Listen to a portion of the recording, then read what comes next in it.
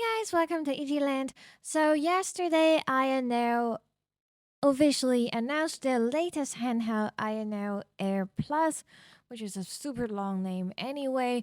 Um, Today we are going to look at the highlights of yesterday's press release, and we will do some comparison to other devices that are available on the market. And last but not least, I'm going to talk about whether I'm going to buy this device or not. So without further saying, let's go into a video. The promotion video that we have just seen is for the lower end series of AYANEO Air Plus. In this series, there are three different kinds of chipsets that they are using. So for the first one, they are using the Mendelssohn type of chipsets, and there are two different types inside this series. So they have the Ryzen 3 7320U, and they also have the Ryzen 5 7520U. And the other series is the Intel i3 1215U. So basically, this is a bit weaker than the previous one, and they only have one kind of chipset here. Uh, To many people, this is actually quite disappointing because in last year they actually talk about their prices in the chipset that the original price would be around 200 to 300. But when we look at the price that they announced yesterday, it has been doubled. So I'm sure that many people are disappointed by this announcement, but it is also understandable that because of the adjustments of materials and the technologies that they have adjust and developed, they have to adjust the price for that. Based on the information that we have right now, the size, the material, the buttons, the weight of all series of INL Air Plus are going to be the same. Of course, we don't know if there's any changes. And for the color, the classic gray that we're showing right now is only available for the INL Air Plus with the Ryzen's 76800U chipset. And obviously, the Ryzen 6800 is the product that they really want to sell you. If you look at the most expensive versions of the Intel chipset and the Mantle Signal, they can reach about $700 in retail price, and that really doesn't make sense because when we look back, the Ionel Air, it when it was during the Indiegogo period, it was about 600 or so, and based on my knowledge, it can outperform the Intel version as long as the Mendelssohn version. So I would not recommend those versions.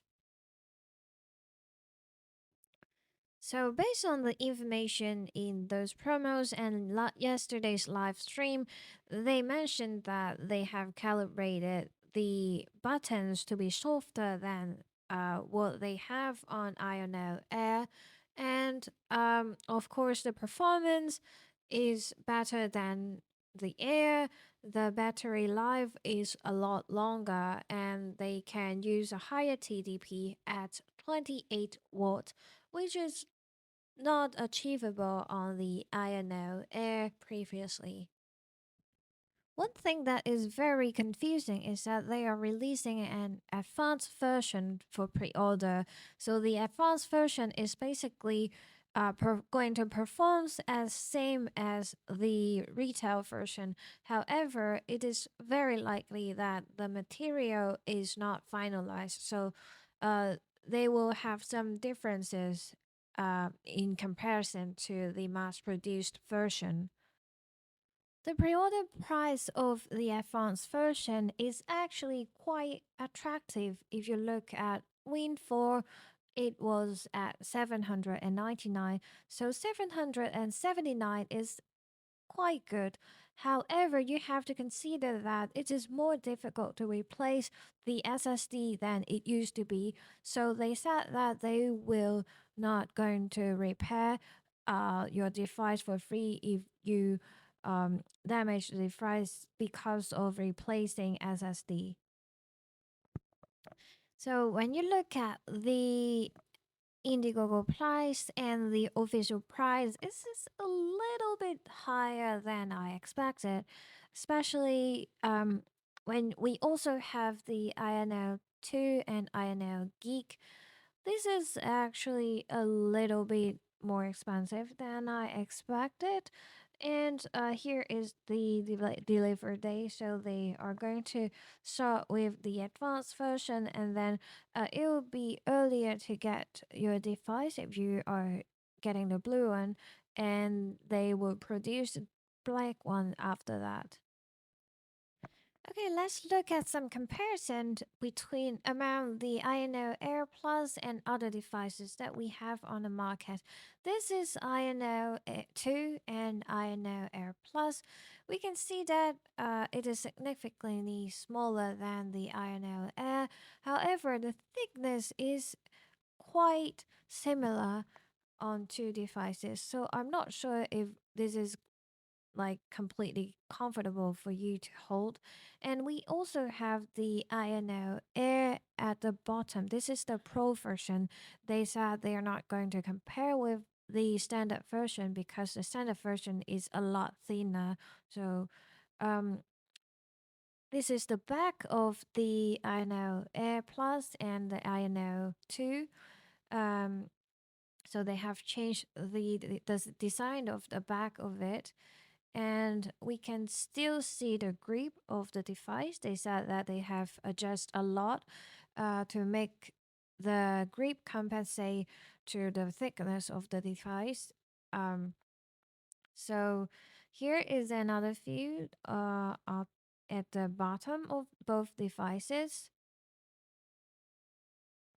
Okay, next we have the INO Next compared to the INO Air Plus. So it is also significantly smaller, but the thickness is quite similar. This is the side, and now we have the OLED switch compared to the INO Air Plus. The size is closer than the other device that we have just looked at, but the screen size is a lot smaller. So if we look at the thickness of both devices, this is a very drastic comparison. We can see that the INO Air Plus is almost double the thickness of an switch, an OLED switch. But they said that the grip is better than the switch. So here is the Steam Deck. It is a lot smaller, and I think it would be a lot easier to hold the INO Air Plus than the Steam Deck. When we put them together, it is very obvious that the Steam Deck is gigantic. However, when we look at the thickness of these devices, it's actually quite thick and thicker than that of the uh, Steam Deck. So, if you're concerned about the thickness of the device, you may have to think twice. Now let's look at the color of the devices. As we have mentioned earlier, the blue is available for all models in this different series, and the black one is mostly available. And then we also have the gray one. The gray one is only available for the one that has Ryzen 7 6800. So here we have the blue version. um if we look at it through the camera, it kind of look white, but actually it is a very pale kind of blue. And then we have the gray version next to it. Um, Personally, I think the gray version is looking quite good in comparison to the other two versions. They said they have to produce the buttons for the ABXY buttons for the gray version for 4 times, while they can produce the buttons for the other versions in one single time. So I'm not sure what they were trying to say, but I think probably is because they have different colors painted on the A, B, X, Y buttons, and therefore they have to separate it into four different times. Okay, let's look at the comparison between the gray version and the dark black version. If we look at it clearly, actually, the black version is not completely black. It is more like a dark gray, a very dark gray. So, this is also looking quite good. And now we can switch over to the back of the three devices to look at how they are going to look differently. So this is the back of the black version, and next to it we have the back of the blue version. We can see that actually fan the fan was moved to the left hand side in comparison to the fan on the right hand side of the AYANEO Air. But basically, the design is quite similar to what we have on the AYANEO Air. This is the gray version. The front of the gray version is in a lighter gray in comparison to the back of the gray version. So they said that it was a little bit difficult to um, produce this in different colors, so they want us to admire it. Um, okay, here we look at the weight and the thickness of the device. It is about 517, and the other device is 514 grams.